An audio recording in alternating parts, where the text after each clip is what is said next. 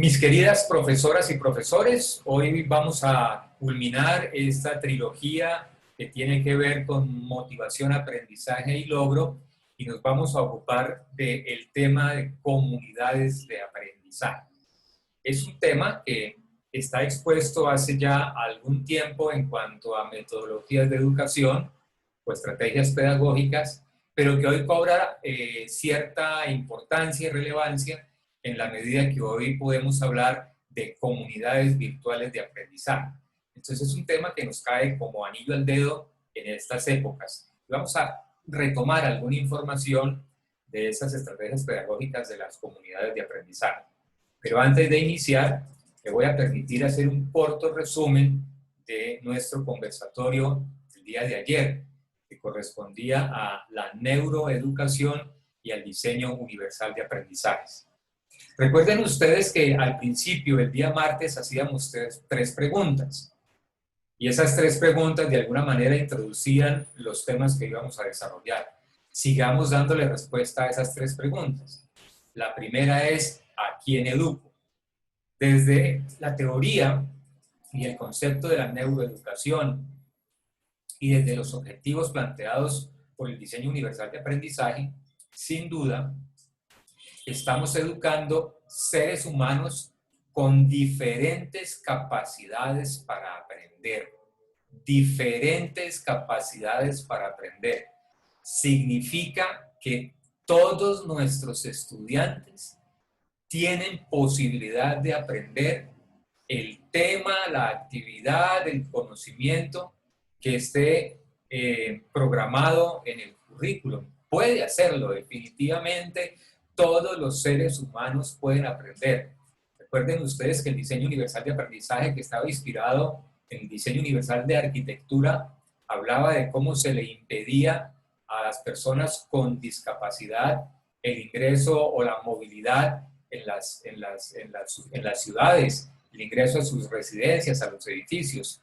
Y empiezan ellos a plantear una forma de diseñar de arquitectura que le permita el acceso a todo el mundo sin distinción, sin limitación de su propia discapacidad. Y cómo ese diseño universal, pues también afecta de manera positiva a quienes no tienen ni presentan ningún tipo de discapacidad. Se toma desde el concepto de la neuroeducación y entonces se establece exactamente lo mismo, que cualquier persona tenga acceso a la educación independientemente de su condición. Entonces, la primera respuesta es: educamos a seres humanos con diferentes capacidades para aprender. Luego, la segunda pregunta que formulábamos al inicio es: ¿cómo los educamos? Entonces, ahí sí, desde los principios del diseño universal de aprendizaje podemos responderla. Creando diseños curriculares flexibles que presenten múltiples opciones personalizables y ambientes que permitan el proceso de aprender. ¿Cómo educamos a esa diversidad de estudiantes? Con currículos flexibles. Es decir, tenemos que ya replantearnos la idea de que solo se puede aprender de una sola forma. Y si nos vamos un poco, y ahora lo vamos a ver en el recorrido rápido e histórico de la educación, han pasado muchos años y hemos conservado también esas estructuras tradicionales de educación, de pedagogía en el aula. Aquí el diseño nos dice no, hay que construir, diseñar, así como se construye en la ciudad, hay que construir en el aula curriculares flexibles que se puedan adaptar a cada persona independientemente de su condición y que ese diseño permita crear ambientes de aula, ambientes de clase, ambientes educativos que permitan y que motiven el proceso de aprender. Y la tercera pregunta que nos hacíamos es: ¿para qué lo educamos? Y la respuesta desde la neuroeducación y el DUA es para que todos ellos puedan implicarse emocionalmente en su aprendizaje, que se conecten con su necesidad, ganas, deseo, pasión por aprender y que desde esa conexión emocional puedan desarrollar conocimientos, habilidades, talentos, destrezas Para eso los educamos, para construir, ayudarles a construirse a ellos mismos de acuerdo a sus sueños, a sus ideales, a sus propósitos. Y las comunidades de aprendizaje tienen que ver mucho con los sueños, porque la comunidad de aprendizaje se plantea la educación desde el sueño de la comunidad educativa. Ese es un corto resumen. No sé si alguno de ustedes quiera hacer algún aporte en este momento, quiera también sumarse a este resumen, o si podemos seguir adelante. Cualquiera de ustedes puede hacerlo en este instante, si no, pues continuamos nuestro proceso. Bien. Me imagino y creo yo que muchos de ustedes han leído textos, pensamientos, ideas de este señor que tiene que ver mucho con la educación, Paul Freire. Pues uno de los pensamientos que en lo personal me impactó alguna vez leyendo, sobre todo frente al tema de comunidades de aprendizaje, es este. El sentido de la educación es la transformación de las personas y del mundo. El sentido de la educación. La educación tiene un sentido. No es la genialidad del estudiante. No es ocuparnos de la genialidad del estudiante. Alguna vez conversaba con una rectora de un colegio religioso y me decía ella, me comentaba ella que estaba muy feliz porque su colegio había sido catalogado de nivel muy superior en los exámenes del ICFES, en razón al puntaje obtenido por sus estudiantes, y que ella se sentía muy feliz por eso. Yo le preguntaba a ella que si nosotros hiciéramos un examen de felicidad de los estudiantes, también los íbamos a encontrar en nivel muy superior. Porque no se trata únicamente del conocimiento, se trata también y tiene que ver con el ser, no únicamente con el saber, sino con el saber ser. Eso también es educación. Entonces no es únicamente transformar la intelectualidad, el conocimiento, hacerlo más sabio, más inteligente, sino también tiene que ver con transformar la conducta, el comportamiento, el pensamiento, la creencia, tiene que ver con la solidaridad, con el compañerismo, la transformación de esa persona en todos sus niveles, no únicamente en el cognitivo, en el emocional también, en el social también, en el cultural también. Y desde la transformación de esa persona, pues definitivamente, o mejor, desde la transformación de esa persona, pues definitivamente podemos pensar en la transformación del mundo. No podríamos pensar en un mundo mejor si no educamos para formar mejores personas. No podríamos ocuparnos de un mundo sin corrupción, sin tanta violencia, sin tanta deshonestidad, si no nos ocupamos de transformarlas a las personas en todos sus niveles. Y este pensamiento de Paul Freire tiene que ver demasiado con las comunidades de aprendizaje, porque las comunidades de aprendizaje se ocupan más de las transformaciones de las personas, no tanto en el sentido cognitivo, sino como ya lo expuse, en todas las dimensiones de la persona y del individuo en su proceso de crecimiento y desarrollo. Veamos, mis queridos profes, un resumen rápido de lo que ha sido la educación a través del tiempo, a través de los años. Muy seguramente ustedes ya tienen este conocimiento y simplemente lo tomo para recordarlo, para pasar por ahí rápido. Y nos vamos rápidamente a los años 1700, donde ya empezamos a hablar de la escolarización, o donde se empezó a hablar de la escolarización. Pero en esa época se escolarizaba simplemente porque los reyes querían tener un control o un dominio de las clases sociales y de las castas, por tanto tenía que ser obligatorio y por tanto todo el mundo tenía que obedecer, era una educación autoritaria y estaba fundamentada en la amenaza del castigo para modificar la conducta. Ya las aulas de clases empezaban a dibujar como hoy todavía las seguimos viendo en muchos instituciones educativas todavía las seguimos viendo en perfecto orden, en una perfecta cuadrícula, y desde ahí nadie se podía mover solo si tenía el permiso para hacerlo. Luego hagamos un salto cuántico a los años 1800, inicio de la Revolución Industrial. Sigue siendo la educación obligatoria, pero aquí aparece la industrialización.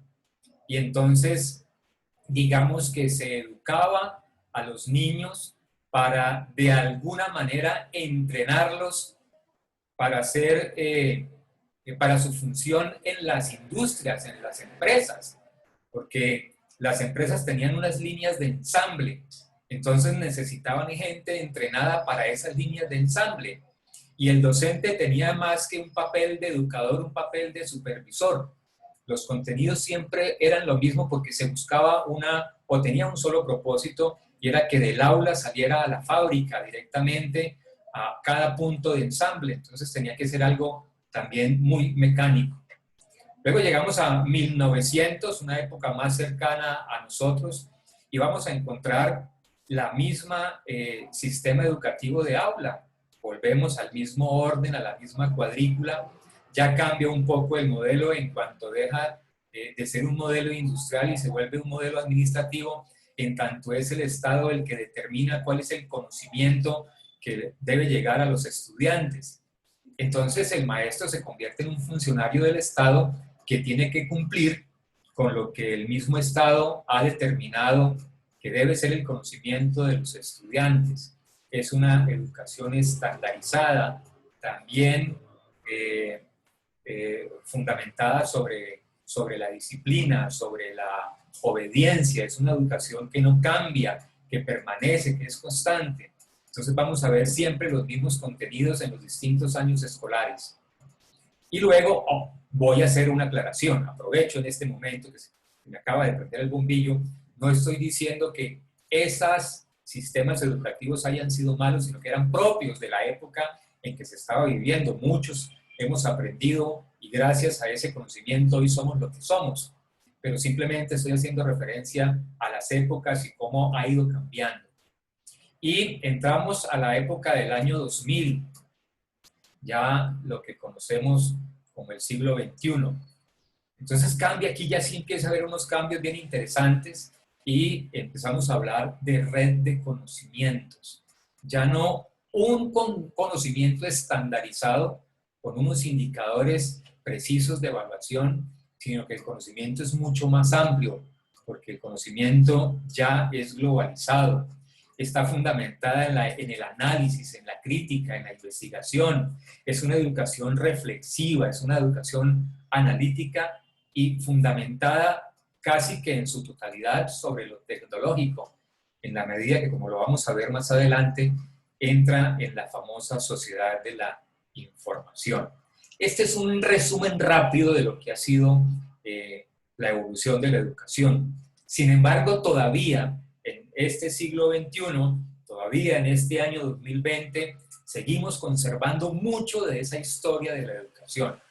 Hay muchas cosas, o algunas cosas han evolucionado, pero todavía hay otras que se han quedado en lo mismo de hace 200, 300 años, y que necesariamente por la situación que estamos viviendo, estamos siendo obligados a evolucionar en cuanto a las prácticas pedagógicas. Hablemos de la sociedad de la información, que corresponde a esta época de la posmodernidad, y entendámosla y comprendámosla desde algunas definiciones prácticas. Hablamos de una sociedad de la información en tanto es una sociedad globalizada. Quiere decir que ya los límites, las fronteras se han roto. Antiguamente, si ustedes recuerdan, si alguno de ustedes hizo un viaje hace, no sé, muchos años, pero ya en la época de los años 80 y en los años 80 hacia atrás, que la gente acostumbraba a ir a Venezuela, a San Antonio, a hacer mercado, a comprar cosas, pues pasar la frontera era casi que tenía que tenerse adrenalina, ¿no? Porque de pronto nos podían quitar todo lo que teníamos, todo lo que traíamos, que básicamente era contrabando. Pero era interesante entender esa diferencia que había apenas uno pasaba de Cúcuta a San Antonio, la frontera. La sociedad de la información no tiene frontera. Es una sociedad globalizada, donde hay un intercambio constante de información a cualquier parte del planeta Tierra. Información me refiero a conocimiento, a cultura, información en lo cultural, en lo económico, en lo político, en lo religioso, en todos los campos. Hoy un estudiante se sienta en un aparato de estos y puede ir perfectamente a estudiar la cultura rusa, pero no desde textos, no únicamente del texto, porque el texto como tal, el libro como tal, es una herramienta que viene heredada de esa educación de 1800, 1900. Es ya otro, la información viene dada a través de otros medios distintos. Hablamos de sociedad de la información en tanto hablamos de una sociedad exuberante, es decir, que hay grandes, enormes volúmenes de información, no únicamente en datos. La data que existe actualmente a través de los servidores es impresionante. Eh, por decirlo de alguna manera, lo que nos demoramos a partir de los años 80 en acceder a la data que pudieron haber pasado 2, 3 o 4 o 5 años. Yo no sé si ustedes recuerdan el primer Messenger ese que pitaba allí en el tablero, que uno se quedaba ahí esperando a poder conectarse. Hoy las conexiones son realmente muy rápidas, instantáneas. Pongo como ejemplo aquí en el texto cómo IBM ya ha desarrollado una solución para transferir datos a una velocidad de 400 gigabytes por segundo. Por segundo. 400 gigabytes por segundo es como descargar 40.000 canciones en un segundo. 40.000 canciones en un segundo. Entonces, la posibilidad de que la información viaja a través de las redes informáticas es definitivamente monstruosa. Es algo muy rápido, muy rápido. Estamos enterados de todo en un segundo, en un instante. Y por supuesto, si hablamos de la sociedad de la información, es una sociedad sin barreras. Es una sociedad que no excluye. Por el contrario, es una sociedad completamente incluyente. No únicamente hace referencia al tiempo o al espacio, sino también a la cultura, a las personas, a las razas. Hoy en un aula de clase podemos encontrar estudiantes de cualquier parte del mundo. Y entonces también en esa sociedad de la información tan globalizada, tan exuberante, descentralizada, pues podemos no únicamente intercambiar el conocimiento específico de un área, sino el conocimiento desde la experiencia personal de distintas o diferentes culturas. Entonces, mis queridos profes, estamos ubicados en una realidad completamente diferente y distinta a 1700, 1800 y 1900. Estamos en una realidad que solo puede ser comprendida si nos atrevemos a observarla. De hecho, la realidad solo se puede entender en la medida en que ella se observa. Y se observa sin juicio, ¿no? Simplemente me doy cuenta que estoy en este mundo. Y este mundo definitivamente nos cambió. Y qué rico tener la oportunidad de vivir estas épocas de transformación y de cambio. Es que es un lujo para nosotros los seres humanos que estamos viviendo esta experiencia, poder participar de ella, poder asombrarnos de todo esto que está sucediendo en torno a nosotros, poder decir que tenemos la oportunidad de evolucionar, que tenemos la oportunidad de transformarnos, que tenemos la oportunidad de ayudar a transformar también, de cambiar nuestras creencias, de modificar nuestros patrones, de darnos el permiso de repensarnos, o como dicen algunas personas en la actualidad, de darnos el permiso de reinventarnos.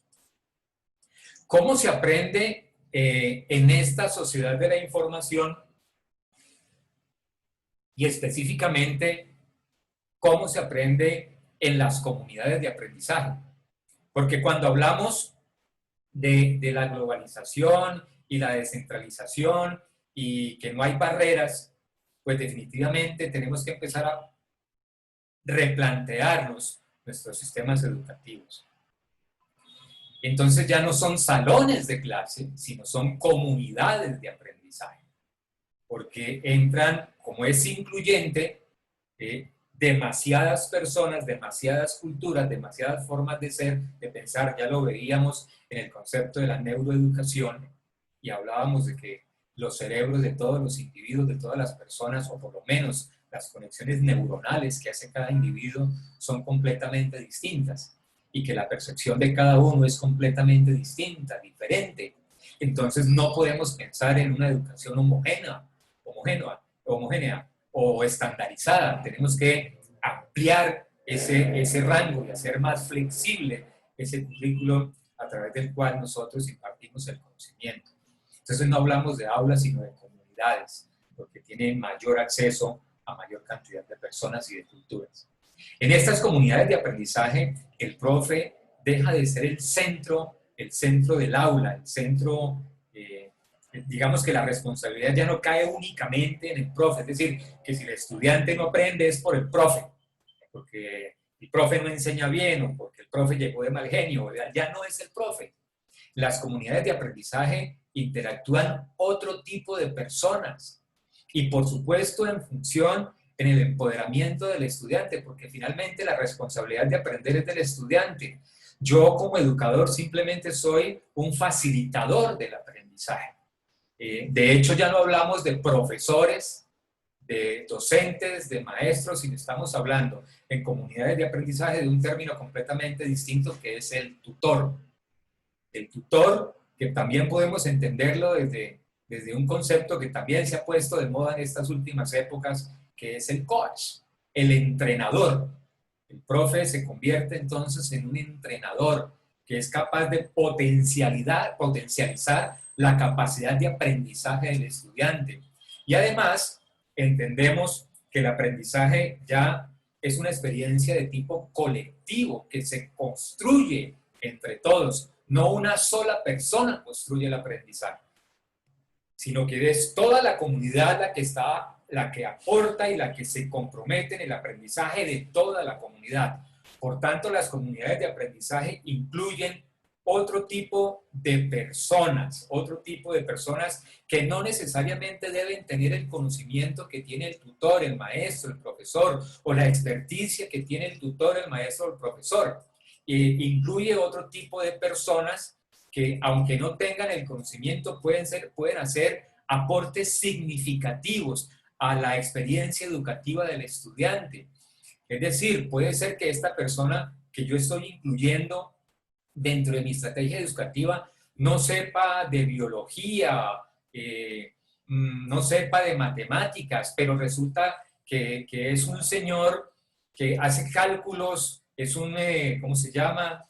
Un maestro de construcción que sabe hacer cálculos con una pita y que tiene una experiencia para medir y tiene otro tipo de experiencias que son muy importantes y que enriquecen la experiencia educativa del estudiante y que le amplía ese universo de experiencia y de información. Entonces, en las comunidades de aprendizaje se incluyen otro tipo de experiencias, la experiencia del abuelo, la experiencia de la abuela, la experiencia del padre, de la madre, del vecino, del señor de la tienda, del mecánico, del médico, del ingeniero. O sea, hace parte de la comunidad de aprendizaje.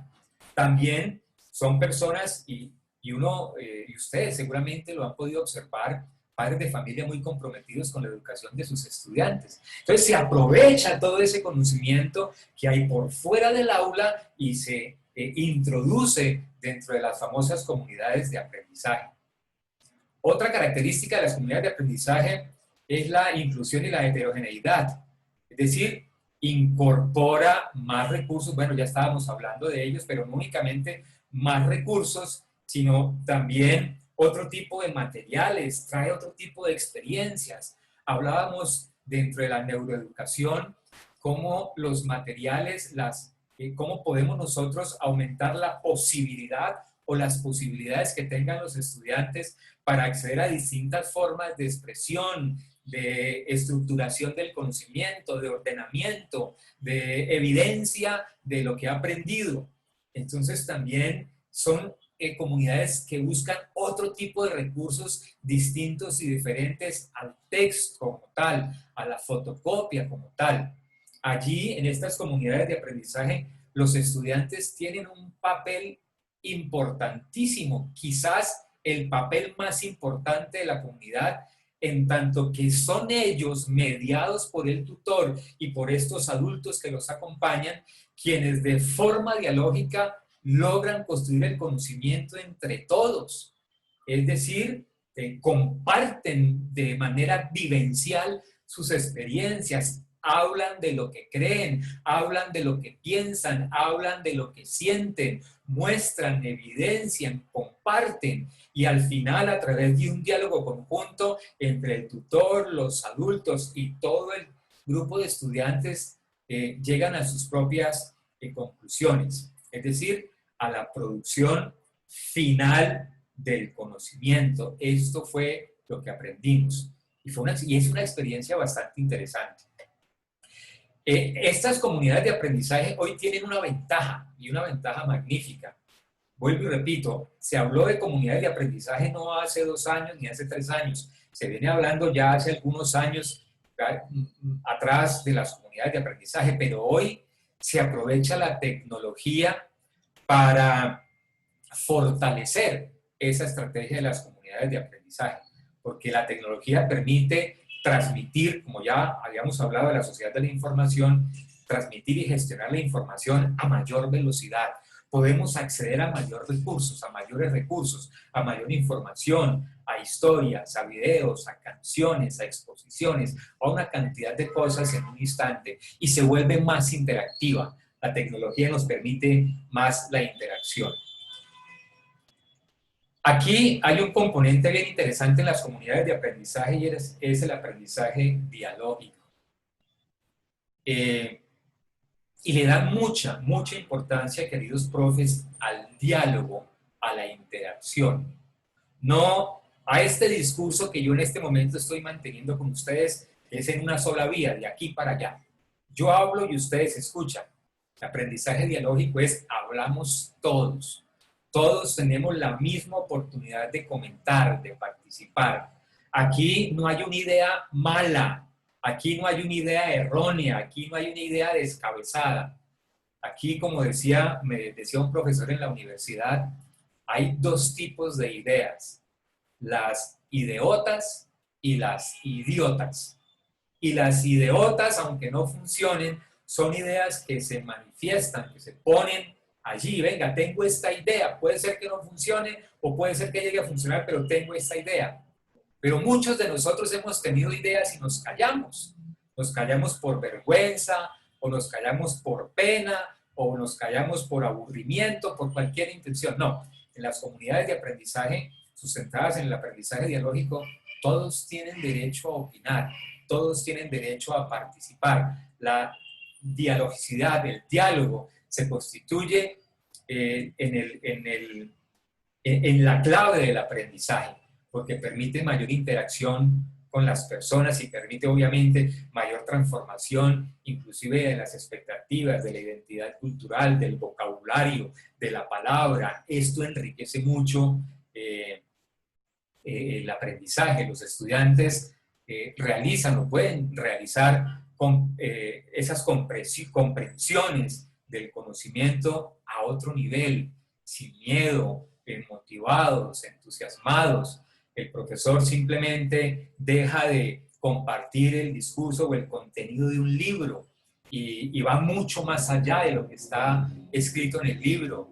Y entonces va a la experiencia que tiene, por ejemplo, en una clase de matemáticas, va a la experiencia que tiene el señor que tiene un almacén y entonces usa las matemáticas para la vida y para el éxito de su negocio.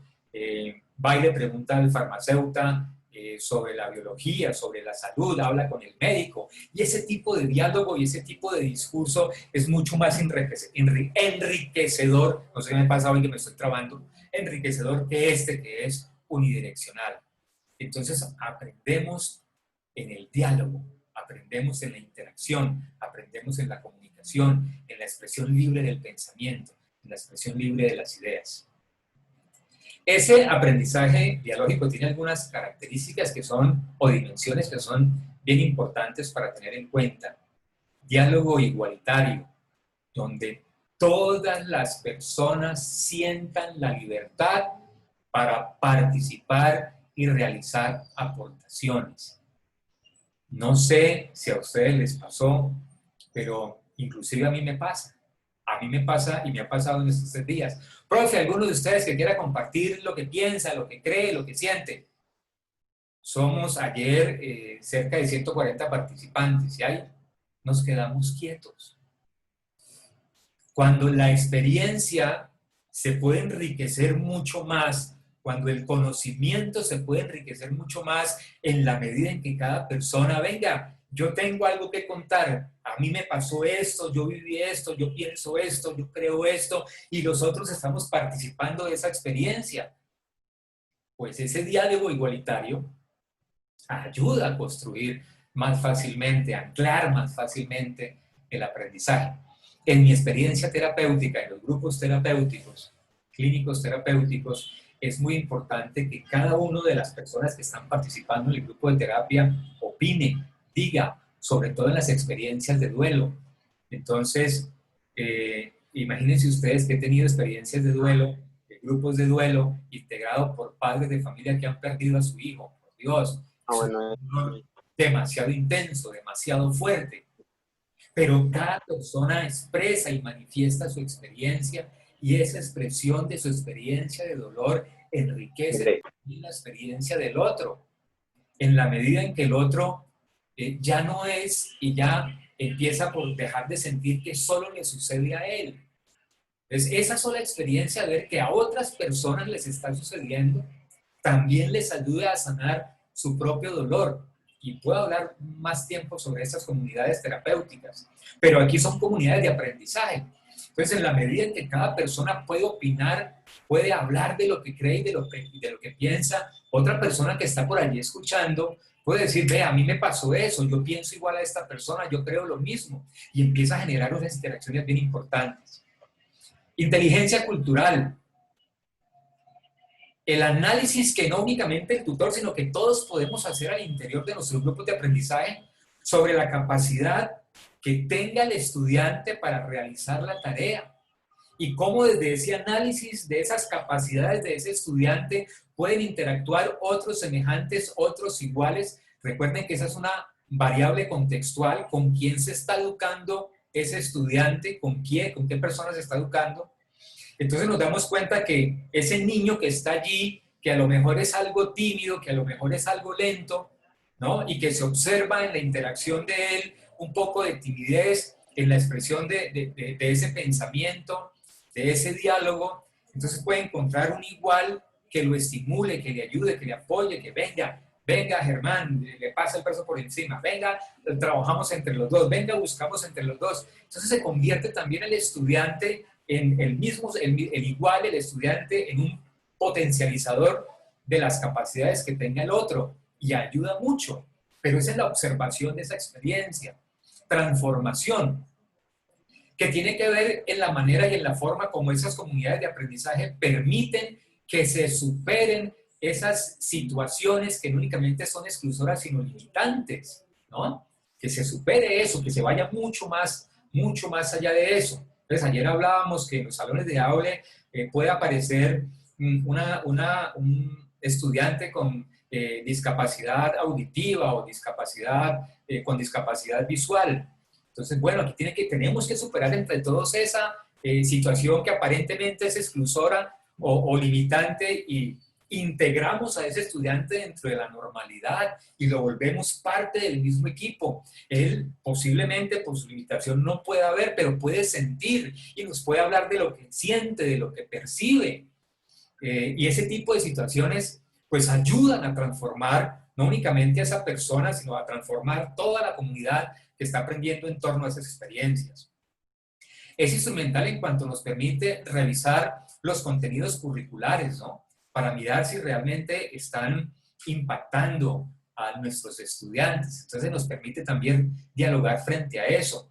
Nos permite en esas comunidades de aprendizaje encontrar el sentido de lo que se aprende desde el significado propio, desde el significado que cada estudiante le puede dar a lo que está aprendiendo. Y eso es demasiado importante. Cuando yo le encuentro sentido a lo mío, cuando yo le encuentro valor a lo mío, me apropio de ese conocimiento y me apropio de ese aprendizaje. Una de las causas que más analizamos nosotros en el consumo temprano de sustancias psicoactivas es cuando el joven, el niño, el estudiante, recuerden, profes, acaba de salir el último estudio del Observatorio de Drogas de Colombia y realmente hay una preocupación fuerte en el país frente a la edad del primer consumo. Estamos cercanos en el límite de quinto primaria.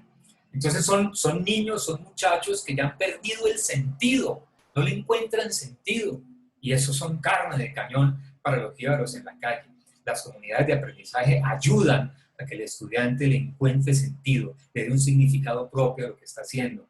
Son comunidades solidarias, en la medida en que ahí se estimula la actitud de ayuda, de compañerismo, de colaboración, y donde se supera también a través de la igualdad de diferencias ese temor a expresar lo que pienso, porque las argumentaciones, lo que el estudiante puede opinar, aunque esté en un error, pues se vuelve en algo valioso porque desde ese mismo error se puede razonar cuál es la mejor respuesta y entre todos se construye finalmente el conocimiento.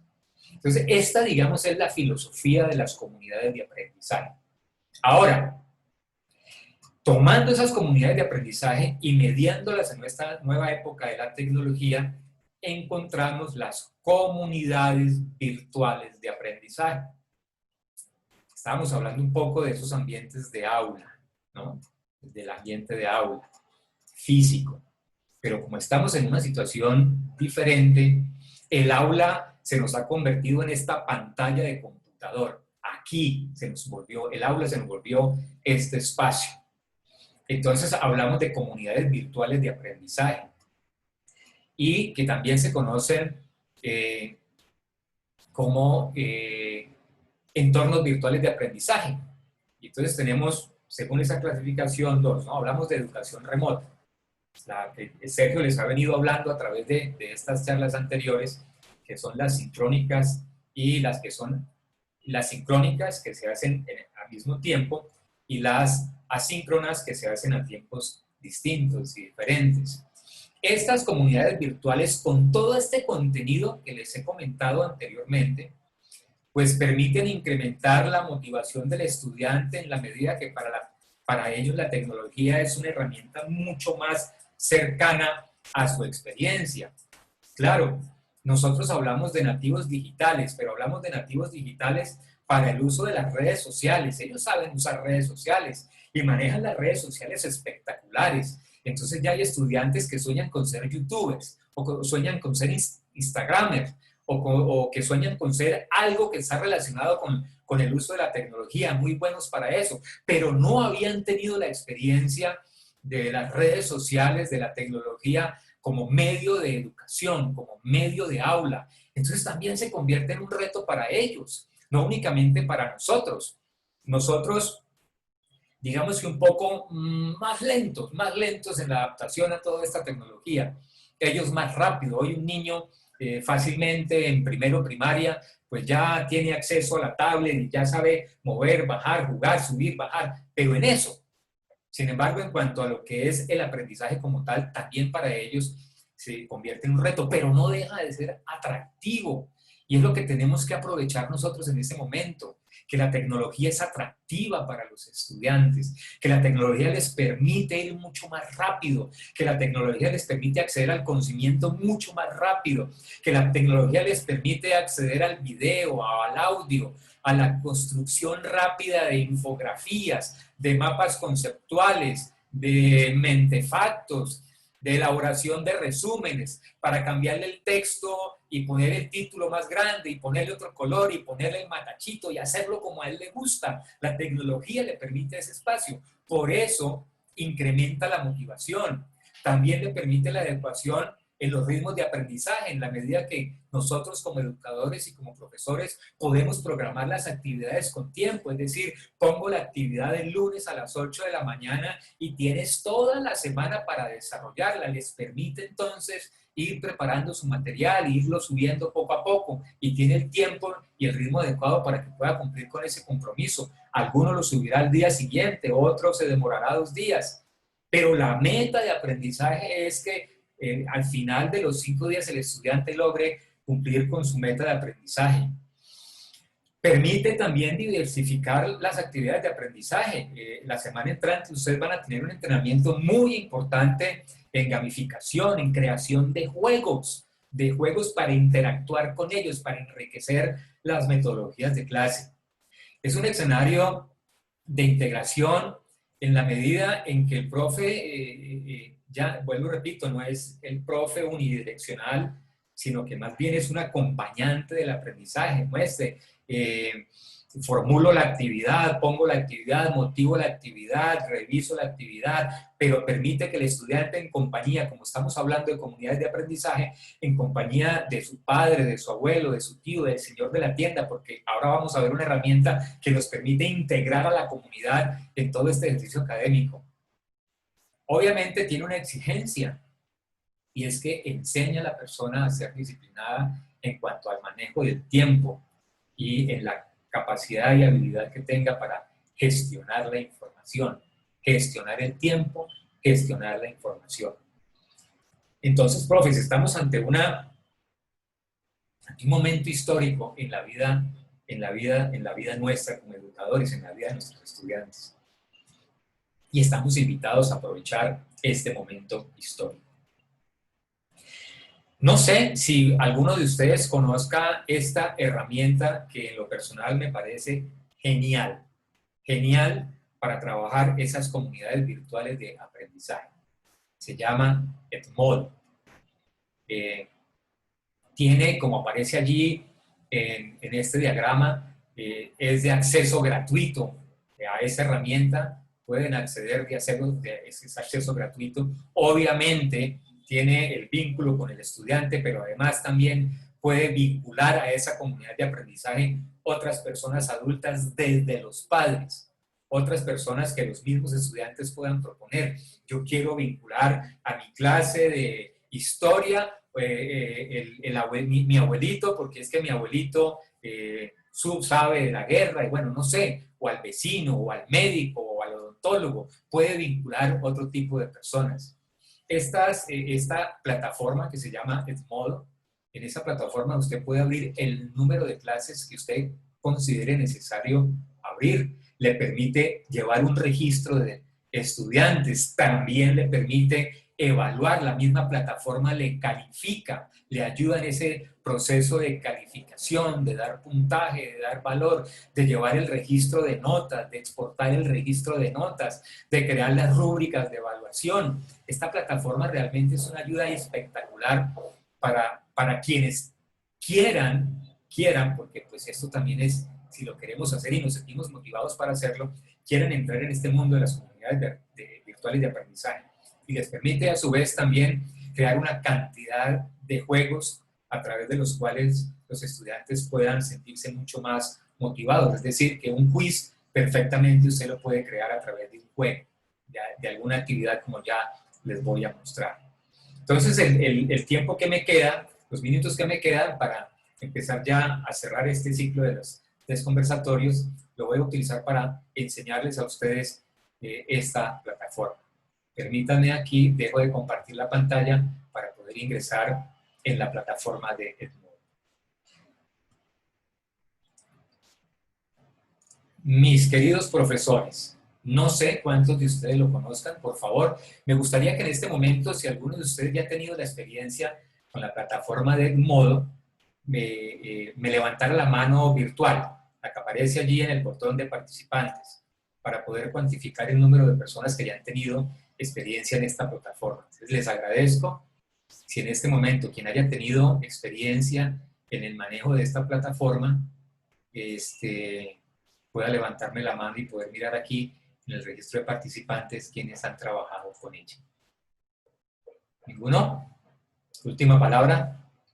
Bien. Entonces, profes, les presento una comunidad virtual de aprendizaje. Se llama Edmodo. Miren a qué dirección pueden ustedes acceder a Edmodo. Aquí está la dirección arriba. new.edmodo.com o simplemente en el buscador de Google colocan ustedes Edmodo, buscar, y es el primer registro que va a aparecer, edmodo.com. Viene en inglés y viene en muchos otros idiomas, incluyendo el español. Lo primero que usted debe hacer, obviamente, es registrarse. Entonces, él aquí le va a decir si lo que usted va a registrar es la cuenta del profesor o va a registrar la cuenta del estudiante, esto lo debe hacer el estudiante, o va a registrar la cuenta de padres, y aquí esto es bien interesante. El primero que debe registrar la cuenta es la cuenta del profesor, es el primero que debe registrar la cuenta. Cuando el profesor registra la cuenta y además de registrar la cuenta, como ya lo vamos a ver, construye su primer aula, entonces esa aula va a tener un código. Ese código el profesor se lo tiene que dar al estudiante para que el estudiante pueda registrar, o sea, el estudiante puede abrir la cuenta de estudiante común y corriente, pero para entrar a la clase del profesor tiene que tener un código, y entonces ese código está aquí. Y para que el padre puede registrar la cuenta, o el adulto que se ha llamado a esa comunidad de aprendizaje, puede registrar la cuenta, pero necesita el código de la materia del estudiante para él poder también acceder a esa información. Vamos a suponer que vamos a registrar la cuenta del profesor. Por ahí arrancamos. Entonces, cuenta del profesor. Usted la puede registrar, ojalá tenga, con la forma más fácil es si usted tiene una cuenta de Gmail. Entonces, simplemente se registra con su cuenta de Gmail. Si no tiene una cuenta de Gmail, entonces aquí registra su correo electrónico, su contraseña, pero aquí se le va a dificultar un poco más por el código del colegio. Algunos, yo no sé si es alguna falla que tenga la plataforma, pero necesita el Colegio Star también, tiene que aparecer en una base de datos de la plataforma para que identifique su colegio. Algunos colegios los identifica, otros colegios no los identifican. Entonces, la manera más fácil es registrarse con una cuenta de Google. Esa es la forma más fácil. Luego, una vez usted registra con la cuenta de Google, va a su correo, verifica el correo, verifica el registro y ya puede entonces construir su perfil. Me voy a devolver aquí y yo voy a ingresar como me registré. Entonces, miren que fácilmente me registré con mi cuenta de Gmail. Continúo con mi cuenta de Gmail. La tengo aquí. Ingreso mi contraseña.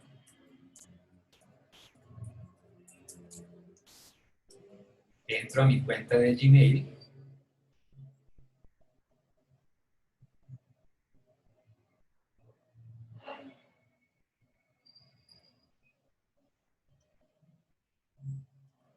E inmediatamente me carga toda la actividad de la plataforma y de mi perfil.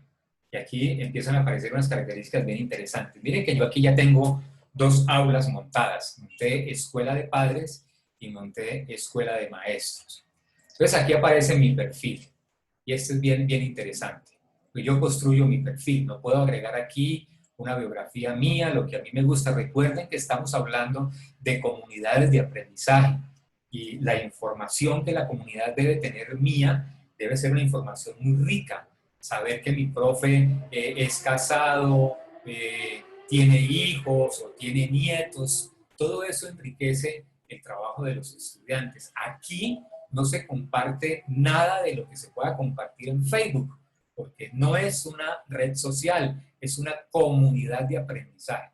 Es únicamente para aspectos netamente académicos. Puedo agregar mi experiencia, mira aquí lo interesante, puedo agregar en mi perfil a qué horas, de qué día, de lunes a viernes, en qué horas puedo hacer una tutoría directa con mis estudiantes. Entonces, todo esto lo agrego aquí.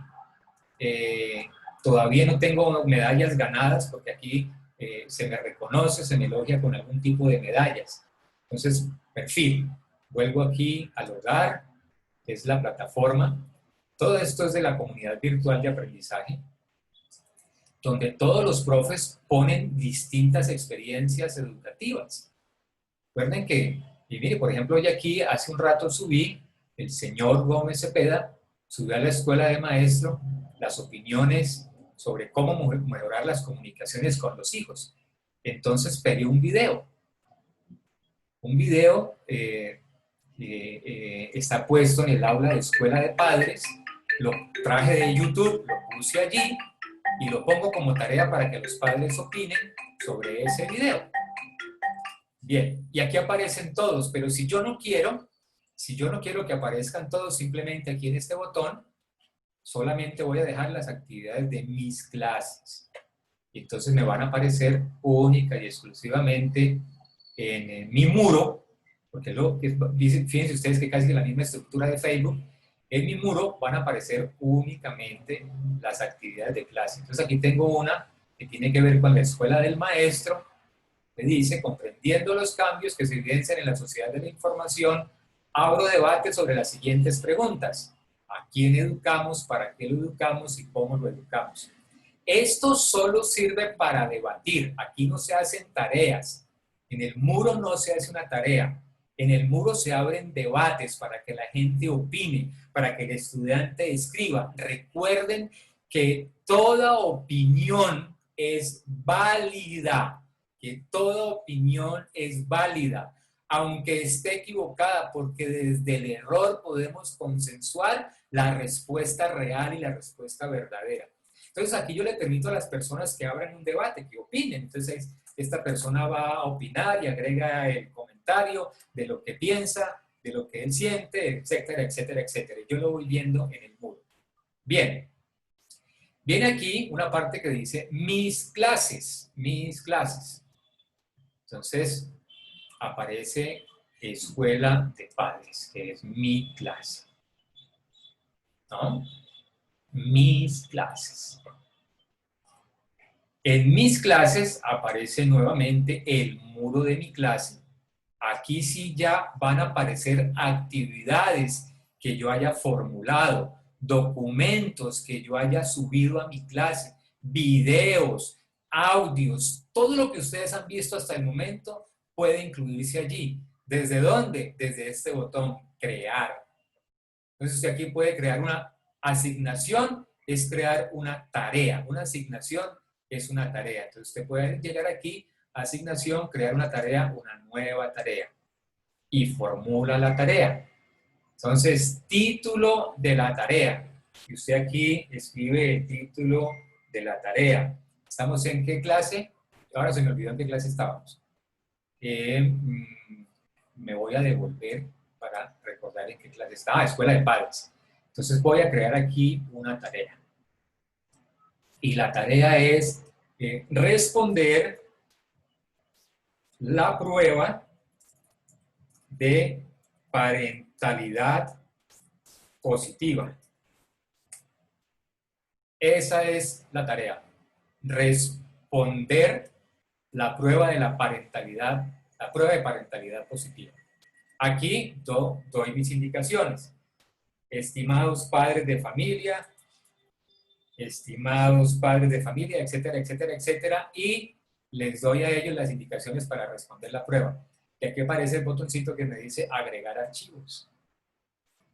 Agregar archivos. Entonces yo voy, vamos a suponer que esta es la prueba que yo he anexado de parentalidad positiva. Vamos a suponer que es esta de motivación. Entonces pongo allí, anexo el documento. ¿Sí? Anexo el documento y asigno la tarea. Bien, selecciono la fecha. Entonces vamos a poner que la fecha en que se asigna es para el día 13 de agosto y que vence a las 11:59. Y que me lo agregue al libro de calificaciones. Entonces de una vez me mete la actividad dentro de mi formulario de calificaciones. Y así. Entonces miren ustedes que aquí ya en el muro de escuela de padres me aparece la asignación. ¿no? Entonces, esto va al número de estudiantes que yo tenga en mi aula de clase. Y aquí me aparece un tablero. En este tablero que aparece aquí, me aparece cuántos trabajos han sido asignados, cuántos han sido vistos y cuántos han sido presentados. ¿Ya? Además de eso, aparece un cuadrito de invitación. Este es el código del que yo les hablo. Entonces, el estudiante tiene que abrir su cuenta de estudiante y con este código que me aparece aquí, que yo le comparto, pues él se matricula en mi clase. Puedo hacerlo de esa manera, puedo enviarle también un PDF que aparece aquí, aparece en inglés, o puedo hacerle una invitación por correo. Entonces yo aquí le escribo el correo y lo invito. Y los voy agregando a la clase que yo tengo. Bien, ¿qué más aparece allí? Aparece que puedo crear un examen. Ah, qué bueno, mire, yo puedo crear una prueba. Título de la prueba. Y entonces en el título de la prueba pongo yo examen de parentalidad, parentalidad positiva. Doy las instrucciones. Estimados padres, doy las instrucciones de la prueba. Preguntas de la prueba. Entonces, miren lo interesante de aquí. La prueba mía va a ser una prueba de opción múltiple de verdadero o falso, de respuesta corta, de rellenar espacios en blanco, una prueba de pareja, de respuesta múltiple. Yo escojo el tipo de prueba, cómo la quiero hacer. Me aparece allí. Texto de la pregunta. La parentalidad, parentalidad positiva es. Si yo puse la parentalidad positiva es porque es una opción múltiple, ¿no? Es 2 puntos. Aquí ingreso la respuesta. Respuesta 1, aquí ingreso la respuesta 2, aquí ingreso la respuesta 3 y valido. Esta es la respuesta, ¿no? Le doy la validez a la respuesta que yo considere válida y de una vez, si voy a hacer 10 preguntas, entonces de una vez le asigno la calificación a esa pregunta, que tengo. Entonces yo puedo decir, voy a hacer un quiz, una evaluación de 5 preguntas y vale 10. Entonces esta pregunta valdrá 2, ¿sí? Y agrego una nueva pregunta. Puedo cambiar el estilo de la pregunta, puedo cambiarla, ¿no? O puedo duplicar la pregunta, o puedo eliminar la pregunta, o aún yo puedo subir archivos, enlaces o agregar desde la biblioteca. Porque allí hay un banco donde yo puedo tener una cantidad de información almacenada de la biblioteca. Entonces, esa biblioteca yo la puedo tener en Google Drive, puedo tener una cantidad de archivos en Google Drive, o puedo ir creando mis propios archivos personales, ir anexando allí información. Entonces, aquí yo puse una carpeta a la que la llamé pruebas psicológicas. Y aquí aparece una prueba y la voy a adjuntar. Entonces, adjunto el archivo, adjunto el archivo y cambio la respuesta o ya no es una respuesta verdadero o falso, ya no es una respuesta, sino es una respuesta de rellenar espacios en blanco. Entonces yo puedo dar instrucción a partir del archivo que acabe, al archivo adjunto, por favor contestar desde su experiencia personal cuáles son las estrategias de parentalidad positiva que usted ha desarrollado. En fin, yo puedo construir aquí un examen. Puedo darle las calificaciones, los puntajes que yo considere. Ustedes, como el tiempo no me lo va a permitir, ustedes allí en YouTube van a encontrar todos los tutoriales que tienen que ver con el modo. Bien, me voy a devolver. ¿Qué más puedo hacer aquí? Puedo crear un juego, una actividad a través de un juego. De hecho, creo que por aquí tengo ya una actividad creada a través de un juego que dice aquí, solo para papás pilosos. La creé allí y ya les muestro cómo se crea. Entonces, el papá da allí clic e inmediatamente me lleva a la plataforma de juegos de Edmodo y es un quiz que diseñó el profesor y entonces entra allí, le da play allí, ¿no? El papá va a responder la actividad, le da play, le cuenta el tiempo, es muy parecido a Kahoot, ¿no? Y mire lo que le aparece. Según la psicología evolutiva, la necesidad de motivación y logro comienza a partir de... Entonces, usted le puede poner a ese juego el tiempo, puede jugar con este aparatico, bajarlo, subirlo, y usted va a decir a partir de los 18 meses. Clic. ¿Está seguro? Y entra y le da su calificación. Aquí algo me falló, pero de una vez le da la calificación que usted tenga sobre el juego que usted acaba de montar. Me fui de Edmodo. Ya, volví otra vez. Bueno.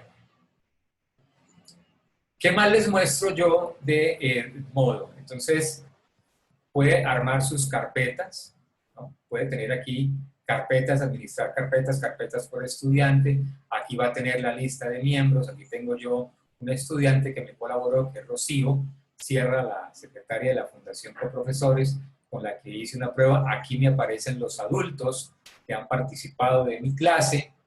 Aquí yo puedo buscar un estudiante. Aquí puedo formar grupos pequeños también, ¿no? Un grupo pequeño, un grupo de aprendizaje pequeño. Entonces, el aprendizaje, las comunidades de aprendizaje trabajan en grupos pequeños, cada uno participa. Entonces, yo puedo dividir mi salón de clase en grupos pequeños, en grupos de 5 estudiantes. Y a este grupo le voy a poner el grupo Los Campeones. Y creo el grupo, ¿no? Aquí aparece el grupo Los Campeones. Y únicamente vamos a trabajar con el grupo de los campeones. Y al otro grupo de 5, las estrellas, y al otro grupo de 5, no sé, inventamos cualquier cantidad de nombres. Entonces yo puedo dividir mi aula de clase en grupos más pequeños. Y entonces yo puedo decir, el grupo de campeones va a trabajar sobre los sentidos, el olfato. El grupo de los superestelares va a trabajar en el mismo tema de los sentidos sobre el gusto. El grupo de tal, así. Y entonces voy organizando mi comunidad. Y a esos grupos pequeños puedo ir anexando adultos, el abuelo, el tío, el padre, el boticario, el médico, y voy agregando y voy armando mi comunidad de aprendizaje. Vuelvo a mis clases. Entonces voy a otra clase que tengo, que es la escuela del maestro. Y allí, en la escuela del maestro, que es otra clase suya, usted puede tener la clase de matemáticas de primer grado, de matemáticas de segundo, matemáticas de tercero, y todas funcionan exactamente igual. Aquí aparece la biblioteca, en la parte superior, donde usted sube todos sus archivos, todos los documentos que tenga. Usted puede enlazar videos de YouTube, usted puede traer información que tenga en Google, todo lo puede subir. Y tiene aquí, en la plataforma, mensajes. Entonces, por ejemplo, yo aquí invité al señor Sergio Suárez Barajas, le dije, estimado Sergio, lo invito a unirse a mi clase de Escuela del Maestro, y este es el código que yo le doy para que se una a mi clase de Escuela del Maestro. Él lo pone allí y lo recibe. Mire, yo aquí le escribí a la señora Rocío Sierra para hacer la prueba, a Rocío, bueno, la invité a esto, a unirse aquí a la clase. Ella no me contestó, tengo 2 estudiantes, entonces puedo también mantener una comunicación asincrónica con el estudiante. Esta es la plataforma de Edmodo. Mis queridos profes, hay que ir, obviamente tendríamos que tener otro encuentro para empezar a cacharrear con esto. Pero por supuesto, esto es una comunidad virtual de aprendizaje. En la medida en que integra a adultos, estudiantes y maestros. Y todo lo que usted le ponga aquí al estudiante como asignación, todo lo que usted le ponga aquí al estudiante como asignación, si el adulto ya está en la clase, inmediatamente le sale a él. Y el adulto puede hacer un seguimiento de la actividad del estudiante, del niño, a ayudarlo, también entrar en el conversatorio y también opinar. Entonces quedan enlazados los tres, el tutor, el maestro, el docente, el estudiante, los estudiantes y los adultos que usted va a integrar a su comunidad de aprendizaje. Puede ser interactiva, puede ponerle videos, puede ponerle audios, puede ingresar a juegos, le califica, le lleva los cómputos académicos de cada estudiante y a cada estudiante usted le puede, como estamos hablando de opciones distintas, crear rúbricas distintas. Entonces usted puede, la plataforma me da a mí la posibilidad de premiar a través de medallas los logros que ellos van alcanzando.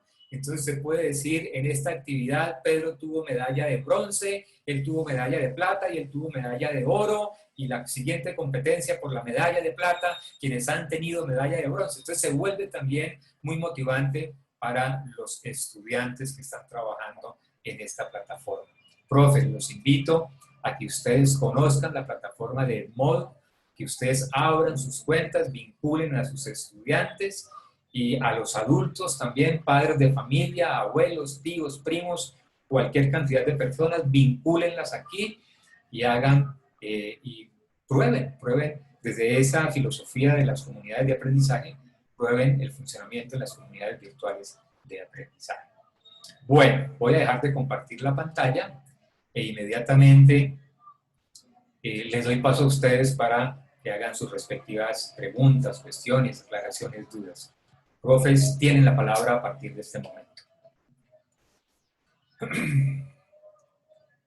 Mientras tanto, bueno, por aquí dice Camilo, debe ser, ¿no? Excelente herramienta, he tenido algunas experiencias magníficas con Edmodo.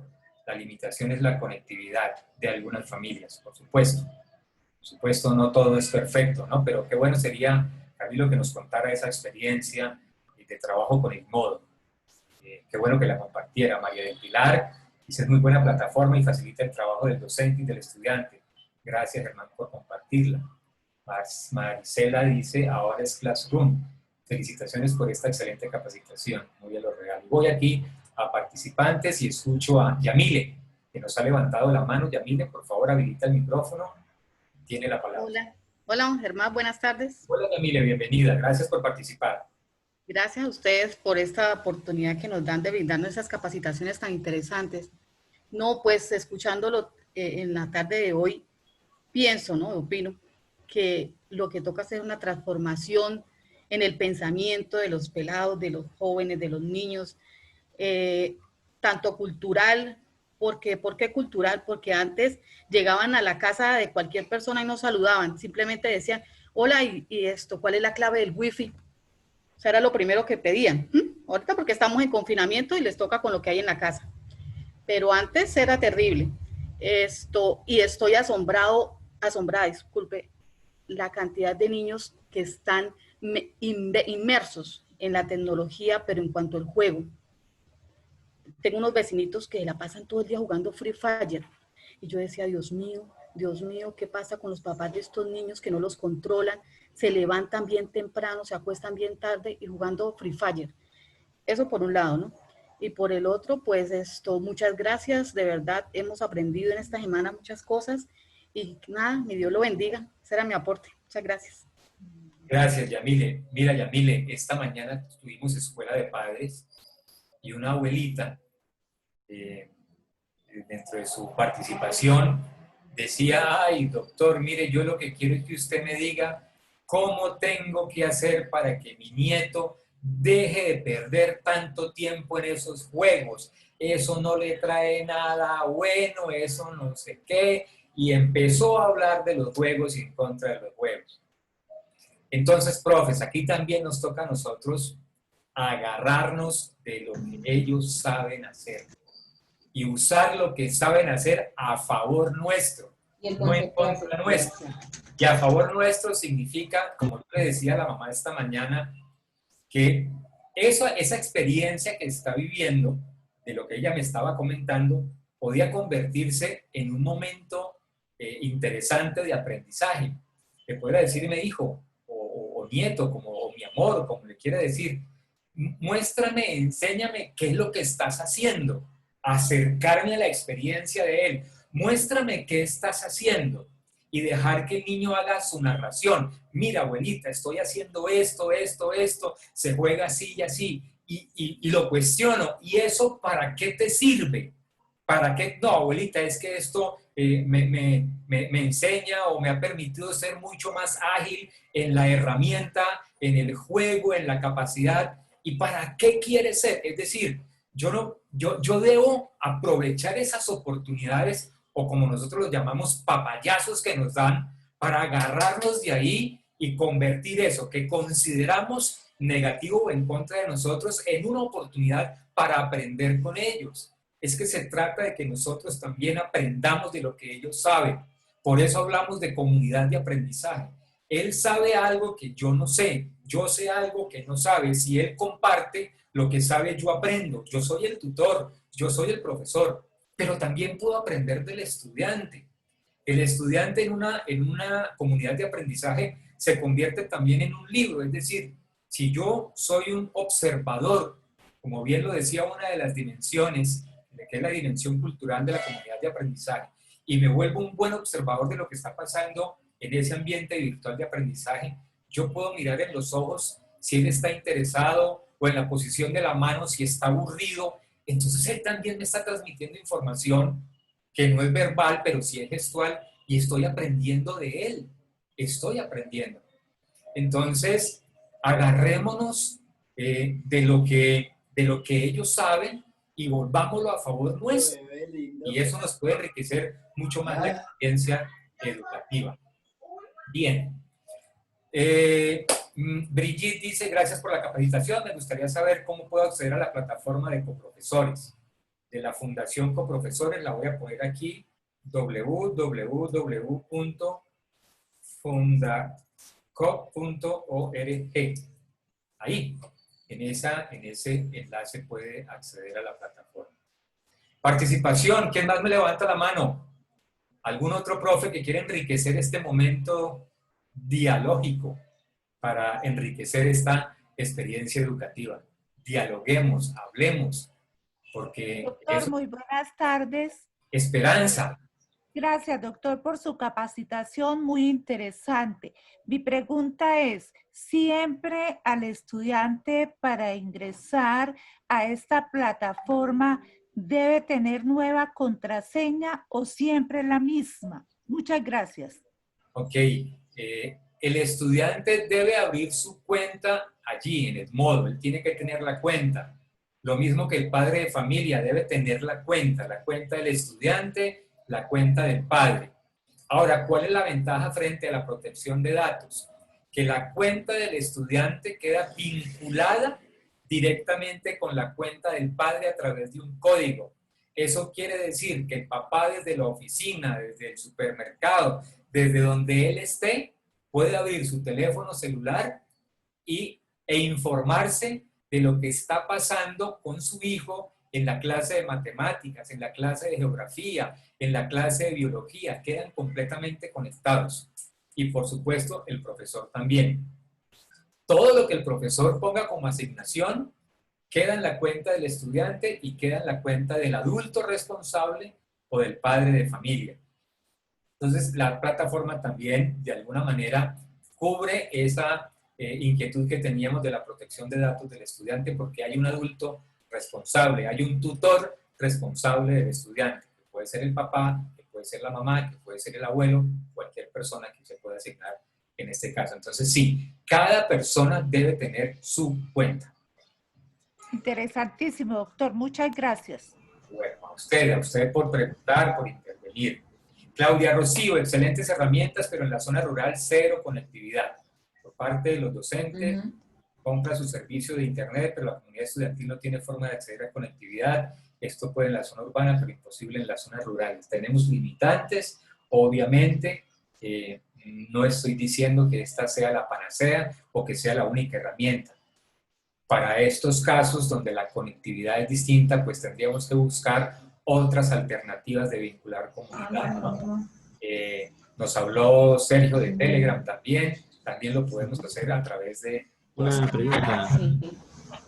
César, tiene la palabra. Listo, Carlito. Entonces, ¿Conoces alguna plataforma que se pueda manejar, digamos, con WhatsApp, que es lo que normalmente tienen los muchachos, que les permita a través del WhatsApp interactuar con alguna plataforma o algo que nos ayude un poquito con los documentos? Porque No te estoy escuchando porque hay dos comunicaciones al mismo tiempo. Listo, Carlito. No te escucho.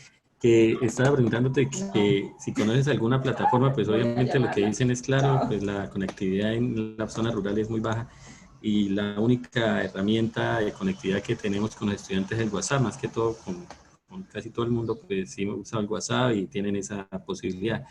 ¿Hay alguna herramienta o plataforma que sea compatible con WhatsApp para que nosotros podamos exportar desde WhatsApp esos documentos o que haya alguna ayuda? Porque ahorita en WhatsApp nos estamos volviendo locos con tanto documento y los que no tienen cómo hacer un PDF mandan las fotos y se desordena, es una locura. Entonces, ¿conoce alguna plataforma o alguna herramienta que pueda uno manejarla con WhatsApp también? Que es pues la herramienta que tenemos como ahorita disponible en las zonas rurales. Para estos casos de la zona rural hay que tener en cuenta que Facebook ya viene integrado a las cuentas y no consume datos. Esa es una buena estrategia. La semana anterior, los que quieran repasar esa clase de cómo gestionar una clase en Facebook, pueden ingresar a la plataforma de la Fundación Coprofesores. Allí está el material, cómo gestionar una clase en Facebook, para eso que César estaba preguntando, cuestionando. Facebook es una herramienta que ya nos permite trabajarla sin consumo de datos y para dejar de utilizar tanto WhatsApp en la estrategia. Y Classroom también tiene la misma posibilidad. Lo que pasa es que el Classroom no es tan cercano al manejo de los estudiantes. En cambio, Facebook sí.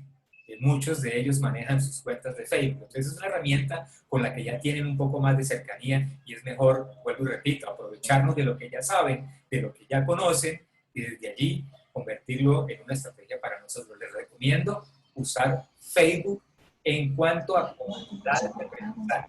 No el Facebook social, no el Facebook que usamos social, sino Facebook comunidad de aprendizaje. Una preguntita pequeñita. ¿El Google Classroom no consume datos? Google tiene la posibilidad de que se use sin consumo de datos. Ellos están trabajando en conectividad. Creo que ya está liberado para eso. Pero voy a averiguarlo y les comunicaré la semana entrante en el conversatorio la opción que tiene Google Classroom para eso. Por ahora les aconsejo mucho usar Facebook, pero, repito, no el Facebook social. No el Facebook social, el Facebook, dentro de Facebook hay una opción que es comunidad de aprendizaje. Ese que aparece aquí. Bien. Gracias, excelente. Mucho gusto, César. ¿Alguna otra inquietud? La educación, Ana dice por aquí, la educación presente y futura es a través de la conectividad. Estamos en la era de la conectividad y se hace necesario capacitarnos. Sí, señora. Ya, como les hemos hablado en el día de hoy, estamos hablando de la sociedad de la información. Ya abandonamos 1800, ya abandonamos 1900 y estamos entrando en una era diferente, o estamos entrando, no, ya entramos en una era diferente en la sociedad de la información, en la globalización, en la tecnología como medio privilegiado para estructurar experiencias únicas de aprendizaje. Pregunta por aquí, muy buenas tardes, muy importantes todas las herramientas compartidas con el móvil, las comunidades de aprendizaje, excelente para enriquecernos. Gracias por el comentario.